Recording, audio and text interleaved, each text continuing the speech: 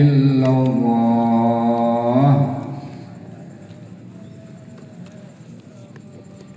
la ilaha illallah la ilaha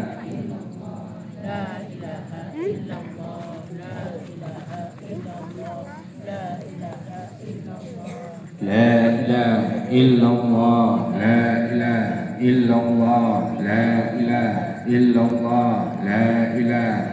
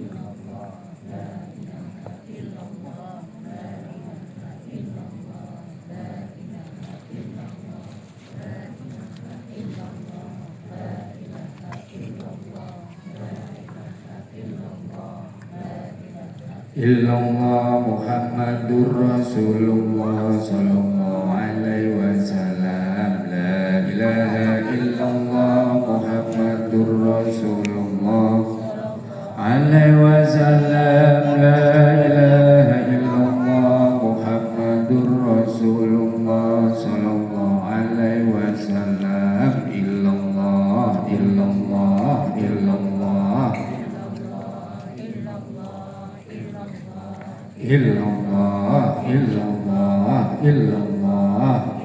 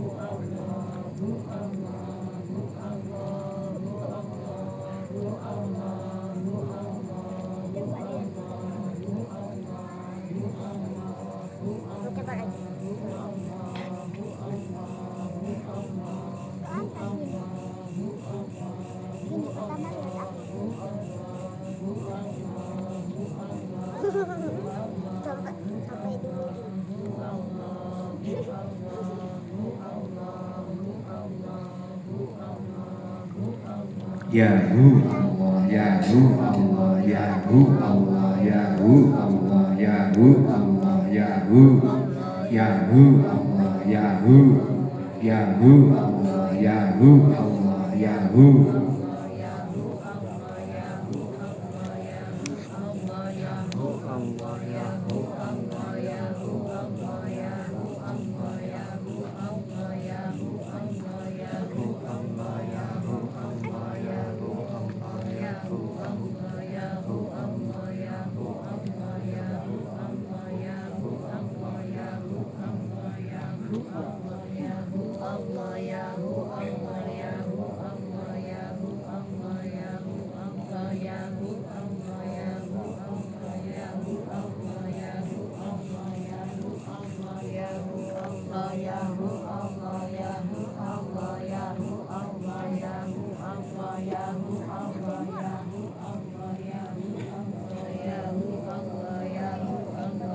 Yahu, hak Yahu, hak Yahu, hak Yahu, hak Yahu.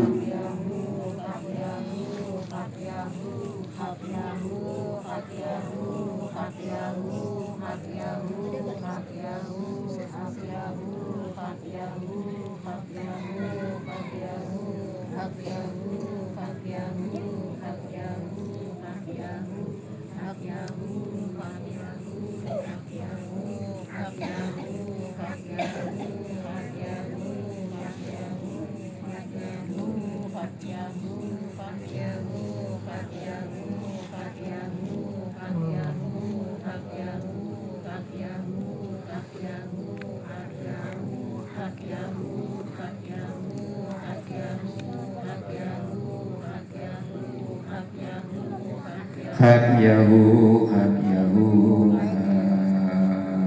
malahati kulin yatin solihah ila khadrati Nabi Mustafa Muhammadin sallallahu alaihi wasallam wa ala alihi wa ashabihi wa azwajihi wa dzurriyyati wa auladihi wa ahli baitihi al-kiram sa'uli lailana laumul fatihah.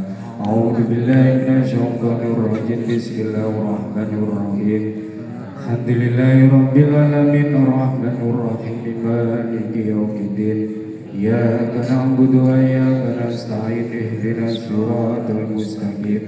Siratal ladzina an'amta 'alaihim ghairil maghdubi 'alaihim waladdallin. Amin. Summa ila ahli silsilati tariqah satoriyah wa ila sayyidina Abu Yazid al-Bustami wa ila sayyidina Abdul Sadar wa ila sayyidina Abdul Rauf Asikili wa ila sayyidina Abdul Muhib Majal Lauful Fatihah. A'udzu billahi minasyaitonir rajim. Bismillahirrahmanir rahim. Alhamdulillahi rabbil alamin arrahmanir rahim maliki yaumiddin. Iyyaka na'budu wa iyyaka nasta'in ihdinas siratal mustaqim. Siratal ladzina an'amta 'alaihim ghairil maghdubi 'alaihim waladdallin. Amin. Subhana rabbika ya nuruddin wa la rawam syagari wa ila rabbika ya sindazuge wa la rabbika ya subhani wa ila rabbika ya yazim wa la rabbika ya misdur wa ila rabbika ya mu'azzir lahumul fatihah. A'udzu billahi minasyaitonir rajim. Bismillahirrahmanir rahim. Alhamdulillahi rabbil alamin arrahmanir rahim maliki yaumiddin. Iyyaka na'budu wa iyyaka nasta'in ihdinas siratal mustaqim. Siratal ladzina an'amta 'alaihim ghairil maghdubi 'alaihim waladdallin. Amin. Allahumma shalli ala sayyidina Muhammad wa ala ali sayyidina Muhammad. Alhamdulillahirabbil alamin. Allahumma barik li fil mawti wa fil badal mawti bi rahmatika ya arhamar rahimin. Allahumma barik li fil mawti wa badal mawti bi rahmatika ya arhamar rahimin. Allahumma barik li fil mawti wa badal mawti bi rahmatika ya arhamar rahimin. Rabbana atina fid dunya hasanah wa fil akhirati hasanah wa qina adzaban wa adkhilna jannata ma'al abrar ya aziz ya ghaffar ya rabbal alamin. Wa sallallahu ala sayyidina Muhammadin wa ala alihi wasallam. Subhana rabbika rabbil izzati amma yasifun wa salamun alal mursalin walhamdulillahi rabbil alamin. Bi barakatil Fatihah.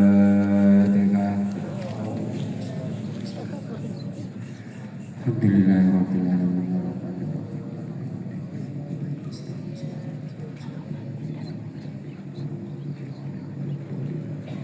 Al-Fatihah. A'udzu billahi minasyaitonir rajim. Bismillahirrahmanirrahim. Ya na'budu wa nasta'in ihdinas mustaqim.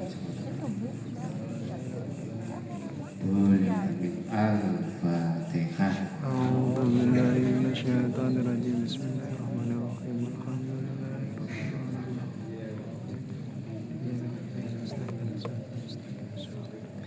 Assalamualaikum warahmatullahi wabarakatuh.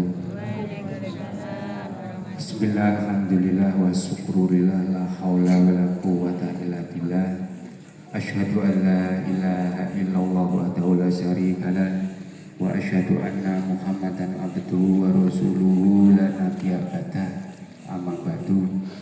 Janabal kurama wal fudola dumateng para alim, para ulama, para kiai, para ustaz, saha dumateng para sepuh, dini sepuh, haji sepuh, tokoh masyarakat, pemerintah sedaya ingkang kula mulyakaken, ugi dumateng para bapak-bapak, ibu-ibu, tamu undangan sedaya ingkang kula mulyakaken, ugi dumateng ikhwanul haq sederek toreko satoria rombongan saking Gumuk Masuki sederek ikhwanul haq saking desa mriki sedaya ingkang kula mulyakaken, khusus wabil khusus dumateng keluarga besaripun guru kula Al Mursyid Romo Yai Muhsin ingkang kula hormati, ingkang kula mulyakaken, ingkang kula arep barokah ilmunipun. Alhamdulillah wa syukurillah, saderenge niki ngaos sareng-sareng, belajar sareng-sareng, sinau bareng-bareng.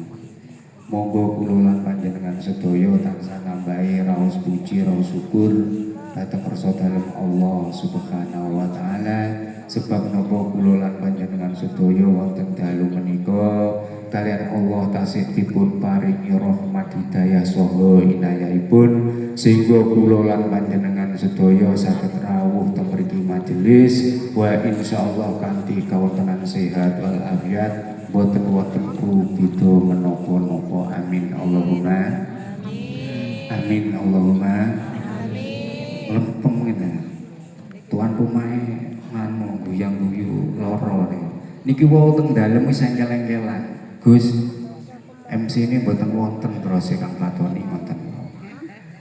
Akhirnya Yai Ali kula ngengken Yai Ali jenengan. Terus Kang Fatoni nggih matur nggih boten pantes Yai. Mosok kula tuan rumahe mosok sedaya diborong kalih tamune. Ya sampeyan maju. Akhirnya gergis-gergis nggih maju. Wis boten napa-napa. Para bapak, para ibu ingkang kula mulyakaken, kula lan panjenengan sedaya niate kumpul teng mriki niki niate nggih niku hormat bulan Muharram. Niate niku hormat bulan Muharram. Muga-muga kanthi hormat kula lan panjenengan sedaya hormat bulan Muharram niku entuk berkah barokah. Amin Allahumma amin. Muga-muga kanthi hormat bulan Muharram menika keluarga kula lan keluargane panjenengan sedaya dikei ayem tentrem Allahumma. Muga-muga sing lagi lara awake gerges-gerges ngeluh mbuh lara apa ae, muga-muga entuk barokah bulan sura enggal-enggal waras Allahumma. Muga-muga kula lan panjenengan sedaya angsal barokah sura kalian Allah dikuataken iman Islam ihsanipun, akhire mangkin sowan dhateng ngersane Allah beto husnul khotimah Allahumma amin. Niki kula boten badhe matur kata-kata, wis sing penting tawajuh kan wis mari gitu, awani yo wadem gak penak, dadi wis intine kemawon nggih, intine masalah engko nek kita terus suwi-suwi ya bapak iki kula sawang sing ngarep wis tekluk-tekluk kan ya sumpan kula gak penak. Wis inti-intine mawon nggih. Para rawuh ingkang kula mulyakaken, Gusti Allah niku gadah 12 ulan. Gusti Allah niku gadah 12 ulan. Lah 12 ulan niku enek ulan sing terkenal arbaun hurum, ya kuwi ulan ingkang mulya jumlahe enek 4. Kula mboten bahas sing telu kesuwen sandang mari sing tak bahas mek sitok tok ya kuwi bulan Sura utawa bulan Muharram. Dadi kula lan panjenengan sedaya niku asline nek krungu bulan Sura kados ngenten iki sing seneng. Atine sing girang. koyok nyambut bulan-bulan litune kok nyambut bulan Ramadan, bulan Maulud, jenengan suwun kabeh to. Tapi nek iso bulan Suro niki kate teko, nek iso kula lan jenengan iku kudune isone seneng. Tapi kula wau ningali jenengan napa turun teko mobil wau kan gayane kula amit-amit wau. Bapake tak sawang wis padha ganteng-ganteng kabeh. Wis berseri-seri kabeh. Wis ganteng-ganteng. Ibu-ibuke ya tak sawang wis padha wis glowing ya kabeh. Nggih ta, wis padha ayu-ayu kabeh. Muga-muga jenengan nyambut bulan Muharram kanthi atine seneng iki estu-estu entuk barokah. Nggih, tak dongani. Apa meneh, Bu? Jenengan nek bulan Suro ngenten iki gelem gawe celaan cara kasar iku. Krana nek bulan Suro niki awake dhewe niku gelem masih wong lanang nggih mboten napa-napa dicelaki. Kadang wong Madura niku lha kuruh niku wong lanang-lanang celakan koyo sangar. Dadi nek iso celakan. Krana napa? Celak niku ngundang rahmatullah. Nek Suro niki ngundang rahmatullah, ngundang rahmate Allah. Dadi sing sapa wonge kok ning bulan Suro niki gelem celakan niku insyaallah duwe hikmah ora gampang lara moto. Paham? Ora gampang lara moto. Niku dadi nek celakan ning bulan Suro niku termasuk hikmah niku entuk rahmat, ngundang rahmat ora gampang lara. Tapi nek jenengan diwalik bulan Suro niku kok gedheke wedake utawa lipene niku ora ngundang rahmat tapi ngundang apa? Udah ngundang syahwat. Nah niku boten. Jadi intine nggih ngoten niku, nggih.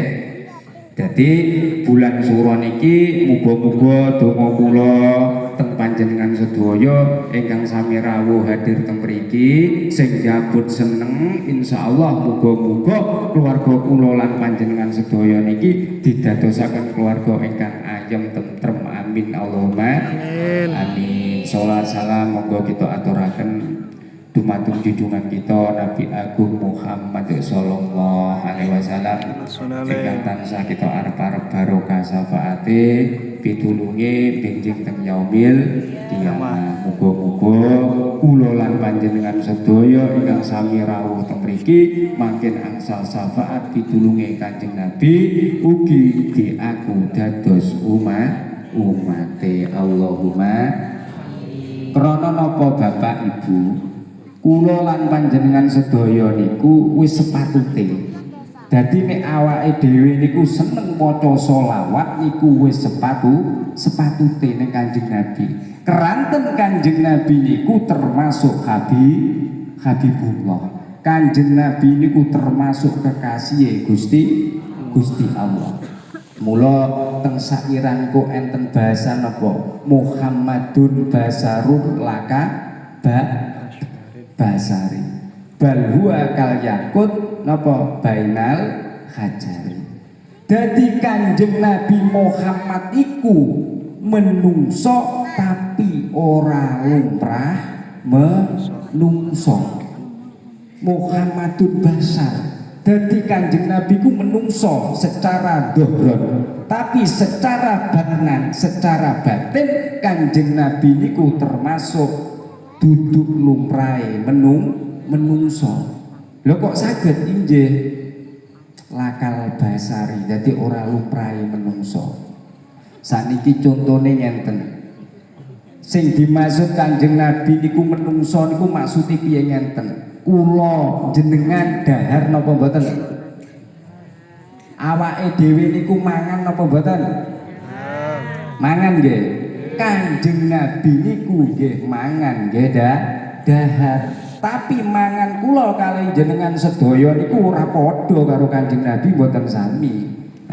Kok saged inggih. Lah nek awake dhewe niku nek mangan kadang sedina lebih ping telu kadang masih weteng jek wareg kadang jek sempan jajal bakso apa nek ibu-ibuke niku nek duwe waduh mimil ra karuan.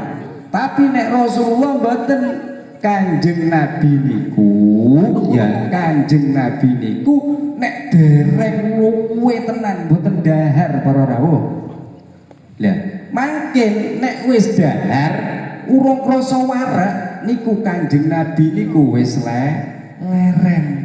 Lah nek awake dhewe kan mboten mangan ae terus masih wis wetenge wareg diterusne saking weteng kembung-kembung akhire adu-adu saking dina apa nika nek cara wong kuno niku diolesi entong ning wonten karo ngene niku kula lan panjenengan niku dadi Kanjeng Nabi niku termasuk dahare boten sami kalih kula panjenengan awake dhewe ngunjuk maksude ngombe Kanjeng Nabi nggih ngombe tapi mujuke kula lan panjenengan sedaya niku mboten sami. Lah nek awake dhewe nggih amit niki tak kei conto ning kene mbane gene banyu. Kula biasa nek nganu enek banyune karena ning kene ora enek banyu ya repot iki. Duh panitiane rada sentimen masalah kali kula niki. Waleh lho Gus, ben taun sampean rene paling potongane sampean iki ngono iku. Bahkan niki guyon ta nggih, guyon. Pun. Dadi ngunjuke Kanjeng Nabi niku mboten sami kalih ngunjuke kula panjenengan. Kanjeng Nabi niku nek ngunjuk nggih seputene mawon nggih. Niki umpami gelas, niki kuwi contoh, jenengan katakai contoh. Niki nek ngunjuk niku sak slutuk. Mantun wonten leren. Terus disutuk malih. Leren. Terus sing ping 3 niku ditelasaken. Paham maksud kula? Dadi Kanjeng Nabi niku nek ngunjuk ping 3 cara gelas wonten nggih Pak Bu niku sak slutuk dhisik leren. Mari ngoten slutuk maneh leren. Sing ping 3 langsung dientekne niku Rasulullah. Lah nek kula kali jenengan lah kok telung srutupan ya badak-badak. Niku beda. Mula Kanjeng Nabi niku menungso ora lumrahe menungso. Kanjeng Nabi niku nggih tilem kados kula kali jenengan sedaya. Tapi nek Kanjeng Nabi niku nek kate tilem niku zikir dhisik ning ngersane Gusti Allah. Dadi kate turu niku zikir Allah. Sangke Kanjeng Nabi tilem zikire mancep kegawa ning turu niku Rasulullah. Mula Kanjeng Nabi niku motone merem tapi atine melek. Kanjeng Nabi niku turu tapi asline mboten turu. Niku Kanjeng Nabi. Lah nek turune kula kali jenengan pate turu nek blesek wonten mawon. Nggih napa nggih? Ora krasa mara kakok ngono malah karo ibuke tuwapuk dangkeme obok yo mbanggue ora krasa kadang ilere saking bentuk tulisan Kalimantan niku lho bedane turune kula lan Kanjeng Nabi hitungane iki turune awake dhewe karo Kanjeng Nabi niku mboten sami. Niku istimewane Rasulullah. Terus malih awake dhewe niku gadah keringet napa mboten? Gadah napa mboten? Beda kali keringete Kanjeng Nabi. Kanjeng Nabi niku amit mawon Pak nggih. Kringeten ora kringeten niku sami mawon.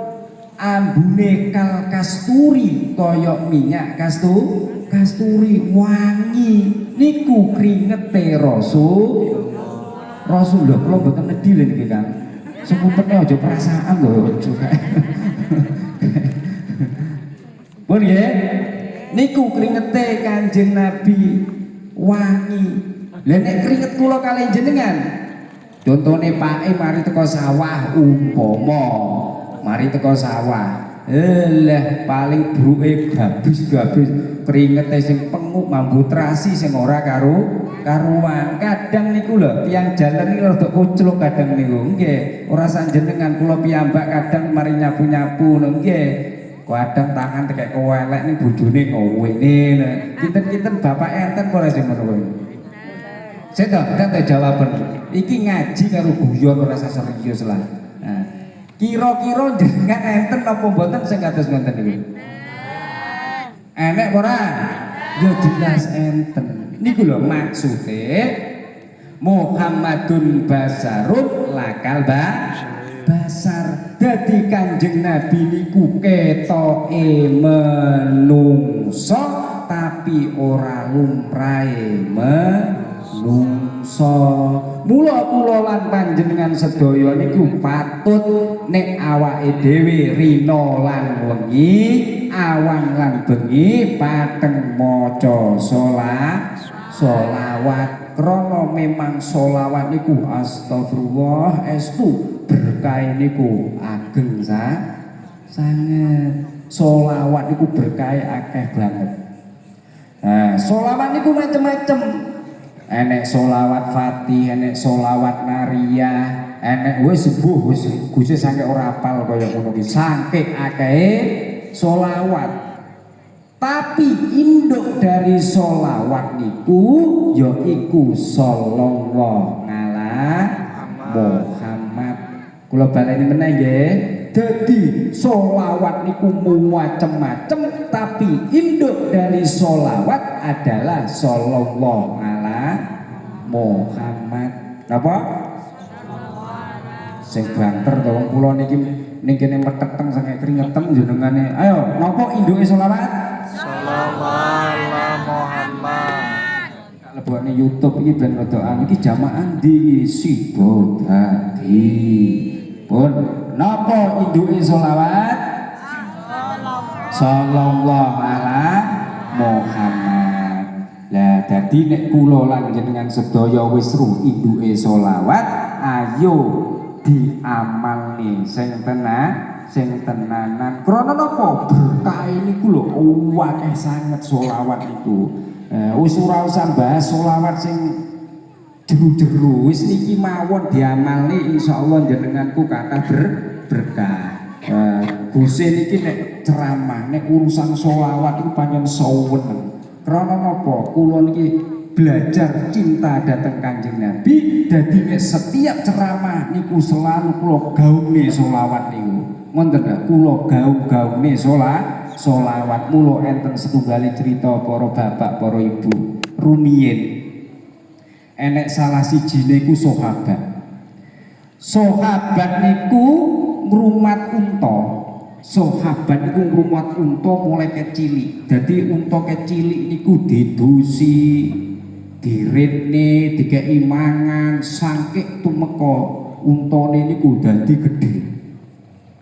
Lah ringkese cerita sahabat ngrumat kecilik sangkik gedhe niku mara-mara enek wong Yahudi teko. Mara-mara, "Hei sahabat," matur teng sahabat niku. "Hei sahabat, awakmu mari ngutil untaku ya." Ngerti ngutil sampean? Napa ngutil niku? Neh? Nyolong. Nek bahasa wong Gubuk Mas niku bahasane ngutil. Nek bahasa mriki bahasane nyopet. Nah, niku akhirnya sahabat niku ya bingung. Lho, mboten wong Yahudi, aku ora nyolong, ora ngutil untamu. Iki unta iki tak rumat mulai cilik saking gedhe, tak retne, tak ombeni, tak dusi. Sampai aku ngrumat unta iki lho, sampai aku ora tau ngedusi bojoku, ora tau ngrumat, Bu. Saking cintane aku ning si unta. Lho kok iso sampeyan iki moro-moro ngarani aku nyolong unta. Akhire wong Yahudi kalih tiyang sahabat iku wau tukaran para dulur. Lah mantun itu sahabatku wis ayo ngene, awake dhewe ora usah tukaran. Ayo awake dhewe bareng-bareng ning Kanjeng Nabi dadi tiyang Yahudi kali sahabat iku wau rawuh dhateng ngersane Kanjeng Nabi matur, ya Rasulullah, kula mriki wau niku enten masalah ya Rasul. Apa sahabat? Niki lho, tiyang Yahudi niki ngarani kula niki ngutil nyolong. Dadi kula diarani nyolong unta ya Rasul. Terus ya apa jawabe Rasul? Lho gak, aku tak tekok ning awakmu sahabat. Awakmu ngrumat unta iki mulai kecili sange gedhe iki nek seksine ora. Sahabatku mendel meneng mawon. Nggih mboten wonten ya Rasul. Lho, terus piye iki? Lah terus akhirnya Rasulullah tanglet tiyang Yahudi. Hei wong Yahudi, awakmu ngarani sahabat iki ngutil unta, nyolong unta, awakmu duwe seksi apa ora? Akhire wong Yahudi nggih matur, kula gadah ya Rasulullah. Seksi kula enten kalih. Dadi seksi niku diceluk kalih Kanjeng Nabi. Wong Yahudi loro, awakmu apa tenan? Weruh nek iki untane wong iki. Seksi niku matur, nggih ya Rasulullah. Batine sahabat janger tenanane. Nggih, aku mulai kecil ning batin. Aku mulai kecil ngrumat unta iki sangke gedhi. Lah malah aku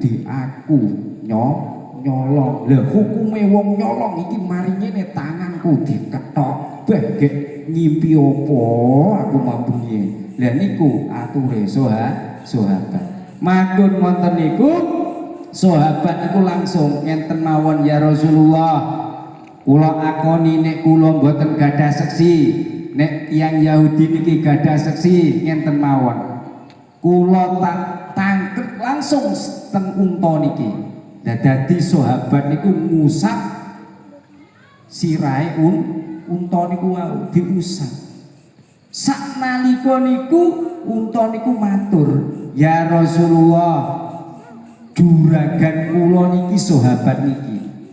Rino lan wengi sing ngopeni kula, sing ngeritni, sing ngedusi nggih sahabat niki. Niku lho, unta niku langsung opong kados kaya ngoten niku. Akhire Kanjeng Nabi niku sakjane Rasulullah niki mboten percaya kali tiyang Yahudi niku. Pancen nek jenenge wong nek dabluk-dabluk Yahudi niku pancen wong ini tukang gedabrus, tukang ngapusi, bermuka. Nyapa kok guyu sampe Bu? Nah, wong guyu berarti bermuka. Mboten niku, nggih. Lah akhire unta niku dimenangne kalih sahabat. Lah unike cerita kula niku wau sing saged diambil hikmah niku ngenten. Sakwise tiyang Yahudi niku wangsul, Rasulullah niku tanglet dateng sahabat niku wau. He sahabat, awakmu ki kok iso omong-omongan karo kewan ki kok iso, bahkan kewan mbok kongkong iso dadi bahasane menungso ki piye? Niku Rasulullah niku takok ning sahabat wonten niku. Ya napa mature sahabat? Ya Rasulullah, kula niki sakjane nggih ora ngerti. Kula gadah keistimewaan karomah kelebihan ngenten iki nggih mboten semerep. Kula niki pokoke tiap dinten kula niki mbuh awan mbuh bengi mbuh susah mbuh seneng kula niki selalu maca sholawat. Kula niki mung seneng kali jenengan, ngedung ning jenengan, rina lan wengi kula niki maca sholawat. Akhire karo Gusti Allah saking dikei keistimewaan kados ngoten niku. Mula wong iki nek pateng maca sholawat, yakin tiyang niku mesti duwe keistimewaan. Apa gadah keistimewaan?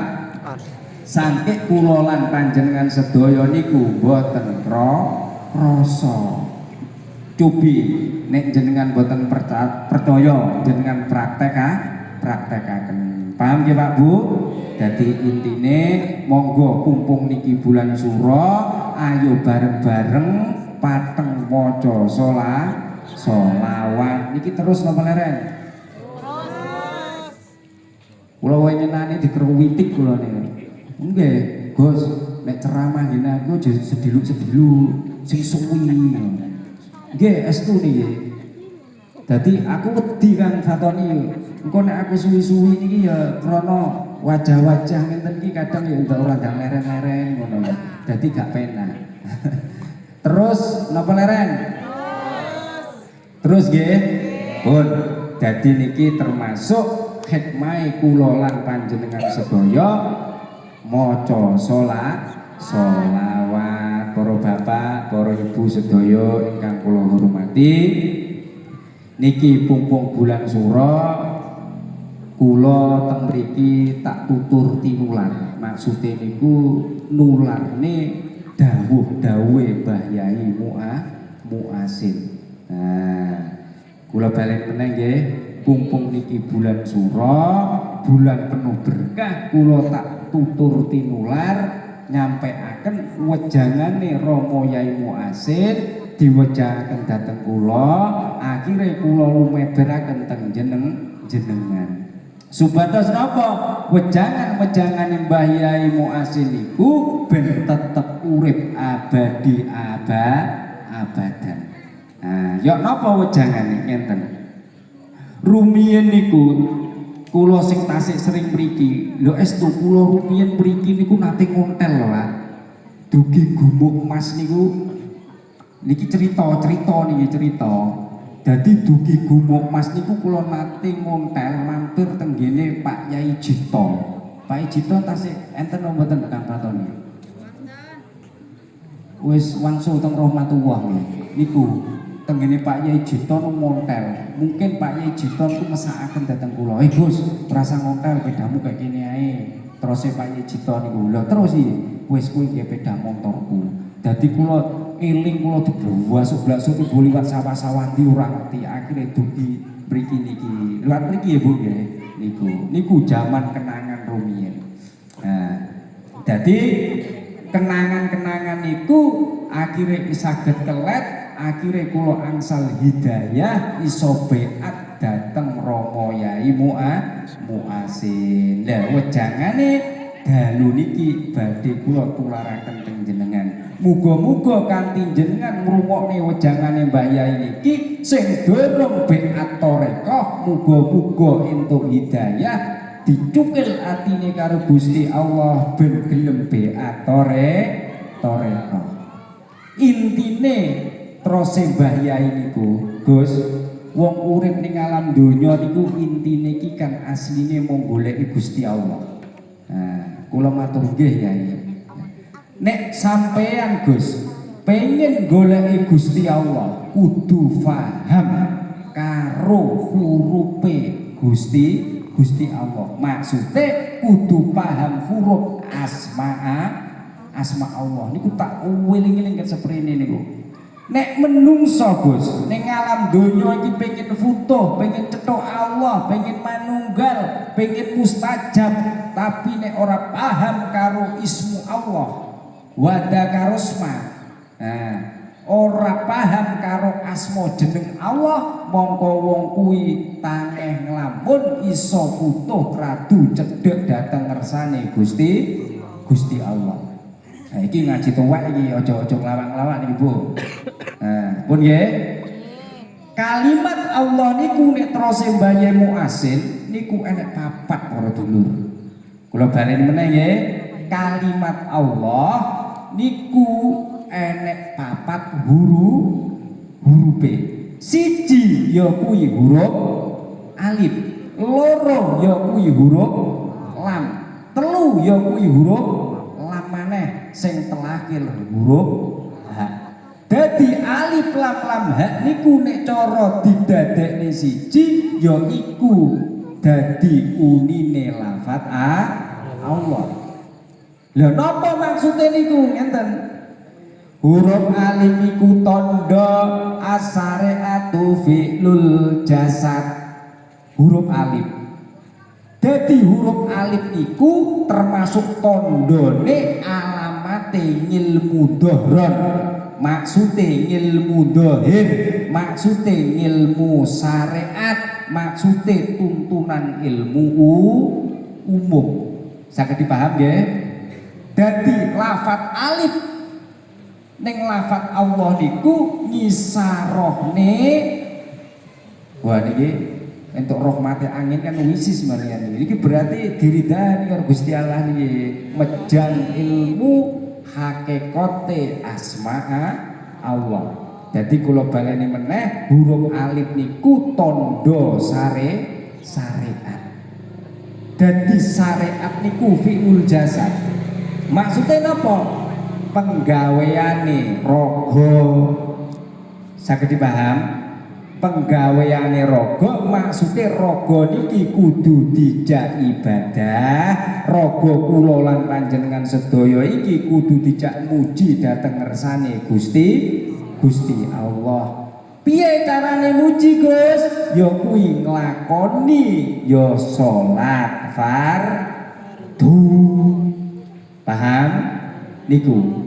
Lah nek wis kula lan panjenengan sedaya ngerti nungguhe alif ternyata alif niku syariat nglakoni salat fardu, aja gur mandhek sakmono. Mula ning sikiran ke ya napa Gus Dur ke?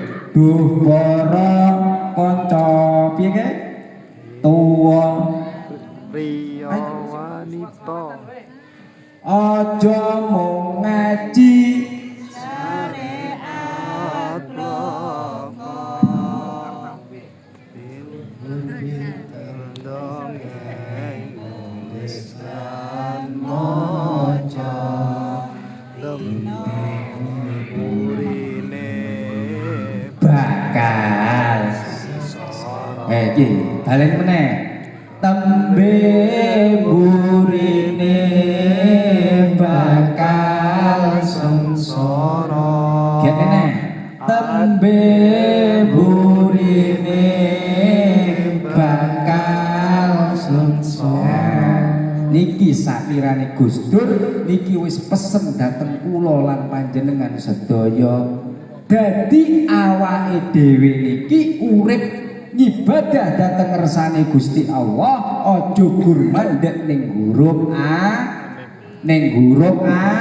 alif. Huruf alif ku napa? Ya kuwi syariat. Aja gur mandek sakmono.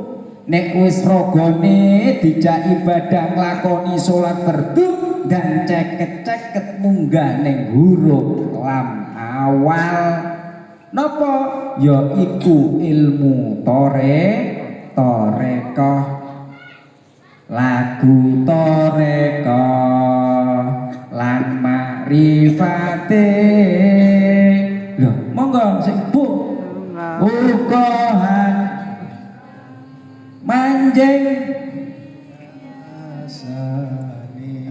niku maksude toreko hakikat makrifat niku nek saged sangkik manjing ning rasane wis saking jabaraken huruf lam.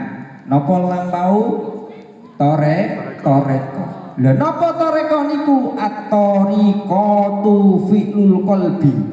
Torekoh niku termasuk amal-amale ati. Dadi nek wis ragane awake dhewe dijak ibadah nglakoni salat fardu, kudune atine niku ya kudu dijak ibadah. Carane piye atine dijak ibadah? Atine niku jaken dzikir dhateng ngersane Gusti Allah.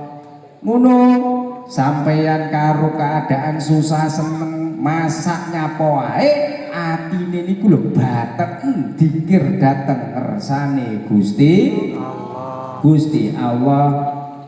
Nek wis ragane dijak ibadah nglakoni salat fardu, atine dijak dzikir ning Gusti Allah terus munggah maneh. Tapi sadurunge munggah niki dulur-dulur iki enek apa durung sing durung beat toreka?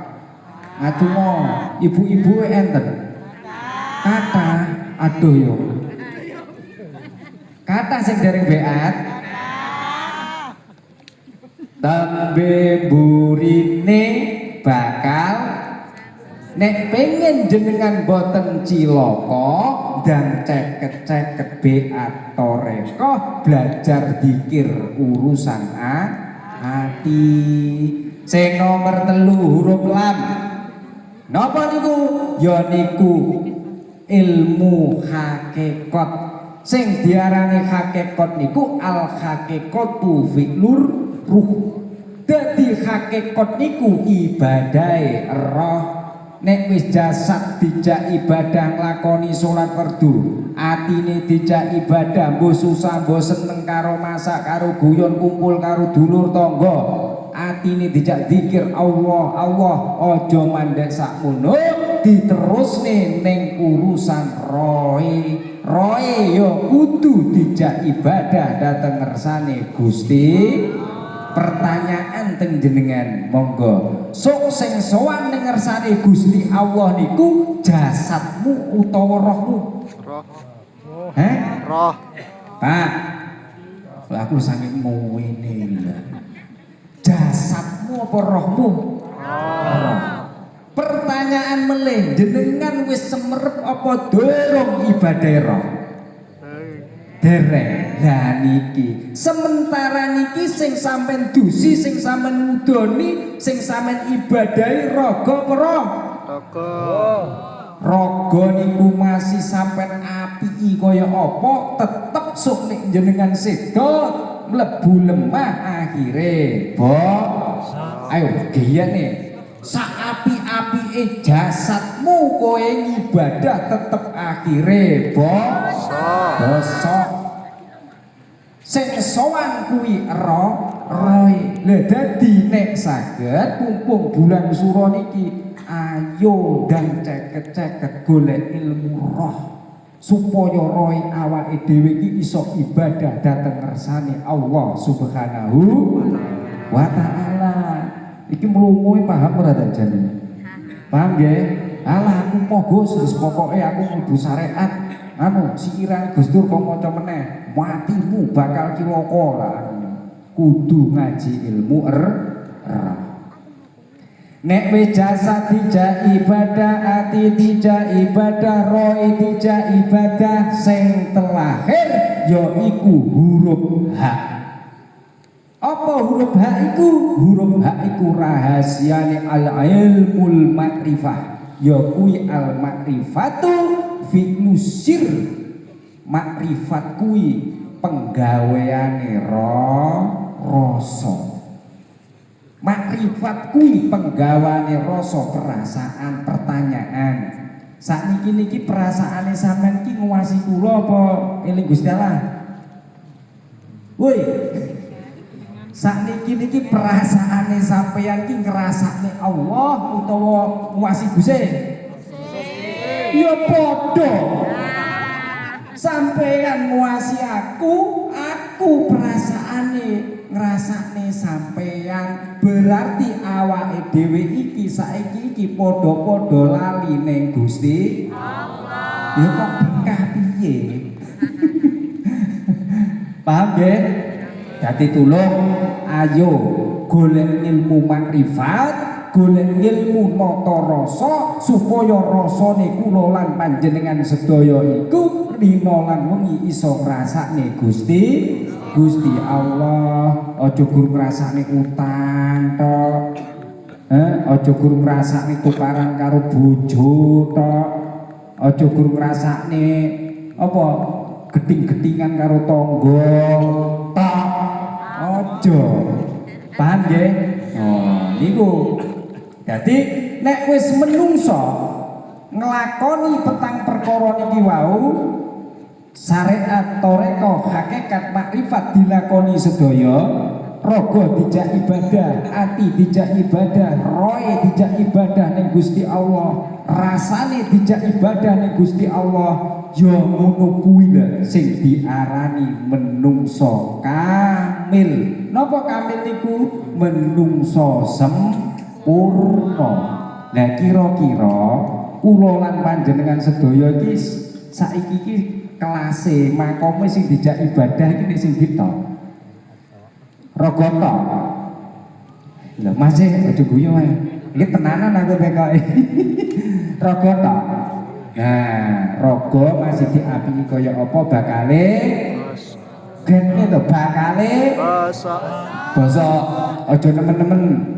Mula dulur-dulur mriki sing durung beat to reka ndak ceket-ceket beat.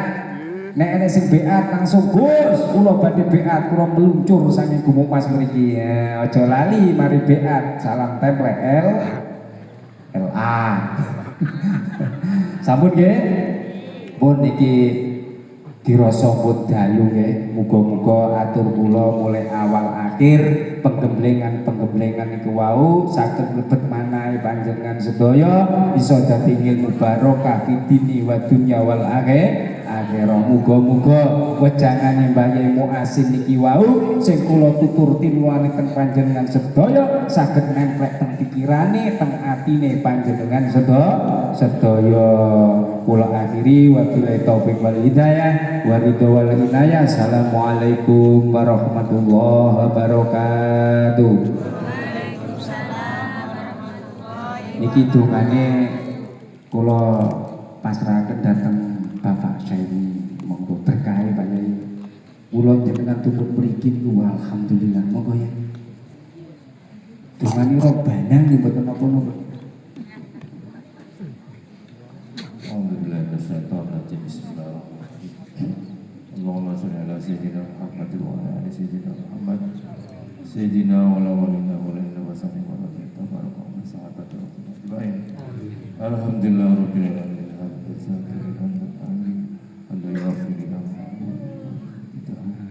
Ya Rabbana lakal hamdu Allahumma shalli ala sayyidina Muhammad. Salatan tuntunna yang jannah wa ta'af. Taqtilana yudhal jannah. Taqtilana yudhal jannah. Taqtilana yudhal jannah. Wa tutuhuna min syarr. Wa tarfa'una min jannah. Wa tubarikuna bi azamah. Bi jannah qadiyatu. Rabbana ظلمنا أنفسنا وإن لم تغفر لنا وترحمنا لنكونن من الخاسرين وتب علينا إنك أنت التواب الرحيم يا أنت سبحانك إني كنت من الظالمين ربنا آتنا في الدنيا حسنة وفي الآخرة حسنة وقنا عذاب النار وصلى الله على سيدنا محمد وعلى آله وصحبه وسلم سبحان ربك رب العزة عما يصفون وسلام على المرسلين والحمد لله بسر الفاتحة.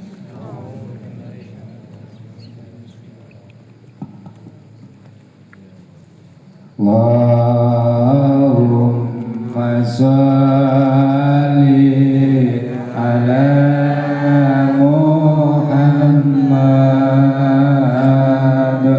ya Rabbi sholli alaihi wa sallim.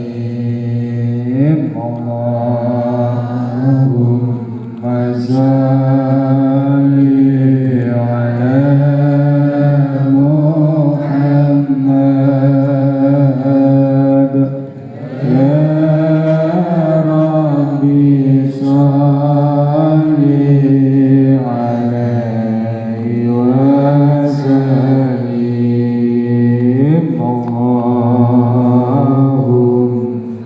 sholli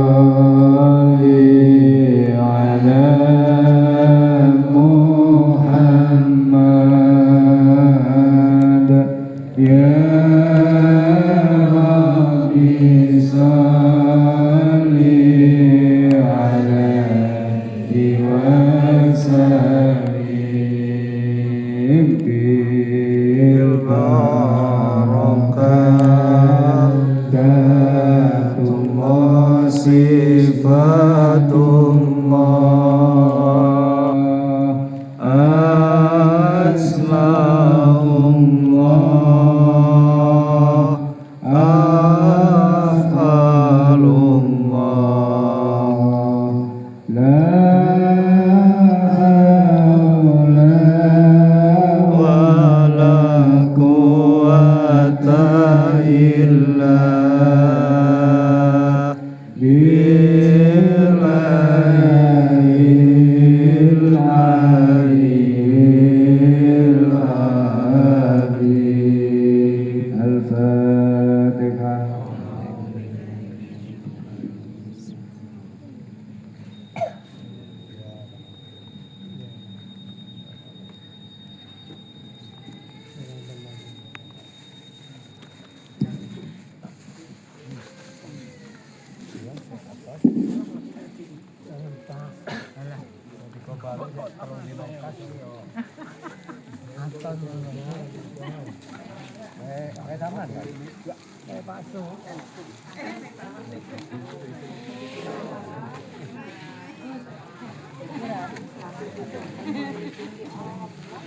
Ini sama.